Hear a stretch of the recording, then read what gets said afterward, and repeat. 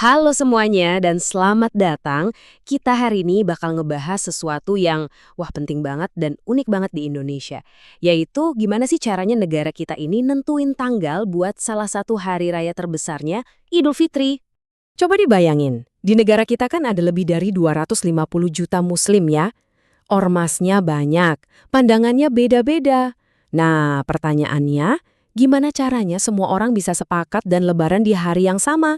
Ini kan tantangan logistik dan sosial yang luar biasa besar kan? Nah, disitulah uniknya Indonesia. Ternyata kita tuh nggak ngebiarin ini jadi ajang tebak-tebakan atau kebetulan aja. Ada sistemnya, ada sebuah forum resmi yang memang dirancang khusus buat nyari jawaban dari pertanyaan itu. Oke, yuk kita bedah bareng-bareng. Soalnya ini tuh bukan cuma soal nentuin tanggal di kalender loh. Keputusan ini ditunggu-tunggu banget sama satu negara.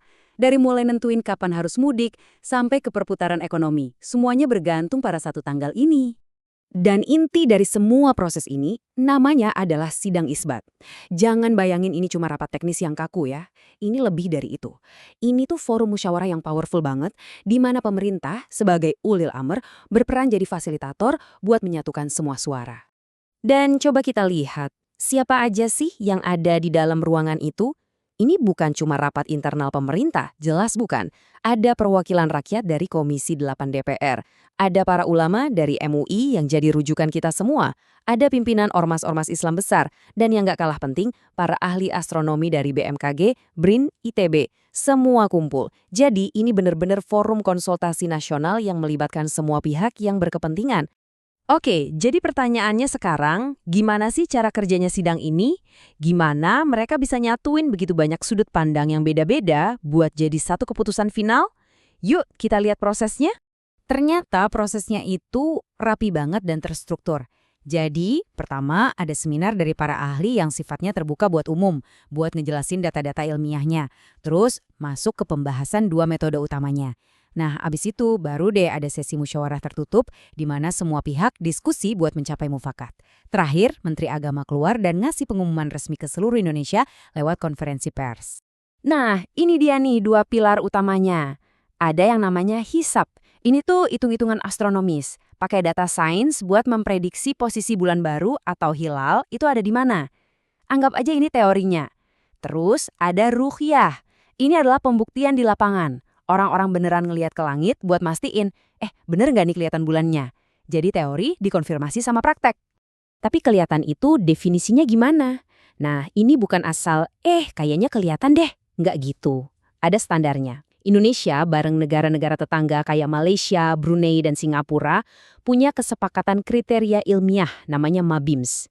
Jadi, hilal itu baru dianggap sah kelihatan kalau tingginya udah minimal 3 derajat dan jarak sudutnya dari matahari atau elongasi minimal 6,4 derajat. Jadi ada angkanya, spesifik banget. Oke, sekarang kita udah tahu teorinya. Yuk kita lihat gimana semua ini diterapin di kasus nyata, yaitu buat keputusan tahun 2026, gimana data sains dan pengamatan di lapangan akhirnya ketemu. Nah, ini dia datanya. Kalau kita lihat dari hasil hisab atau perhitungan, posisi hilal di seluruh wilayah Indonesia itu ternyata belum memenuhi kriteria MABIMS. Ketinggiannya emang sih ada yang nyentuh 3 derajat lebih dikit, tapi elongasinya di semua tempat masih di bawah standar minimal 6,4 derajat. Artinya apa? Secara saintifik kesimpulannya udah jelas, hilal nggak mungkin kelihatan. Tapi prosesnya nggak berhenti di hitung-hitungan doang. Pemerintah tetap melakukan konfirmasi lapangan. Nggak tanggung-tanggung, disiapin 117 titik pemantauan hilal di seluruh Indonesia. Bener-bener dari Sabang sampai Merauke, dari Aceh sampai Papua, semua mencoba melakukan ruqyah, mencoba melihat hilal secara langsung. Dan hasilnya gimana? Ternyata persis seperti yang udah diprediksi sama sains. Dari 117 titik itu, nggak ada satupun yang laporin berhasil ngelihat hilal.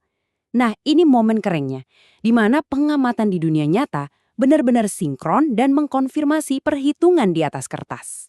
Jadi, dengan data hisab yang bilang nggak kelihatan, dan laporan ruqyah dari seluruh Indonesia yang juga bilang nggak kelihatan, ya keputusan selanjutnya jadi jelas banget kan?